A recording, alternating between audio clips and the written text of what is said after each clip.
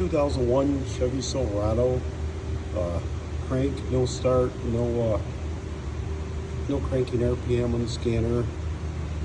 Unplug your cam sensor and try that, see if it starts. If it does, replace your cam sensor. I took the plastic off this one just to see what actually goes wrong. And you can see of the three terminals, the two on the left and right look like they burn together. That's it. Replace your cam sensor.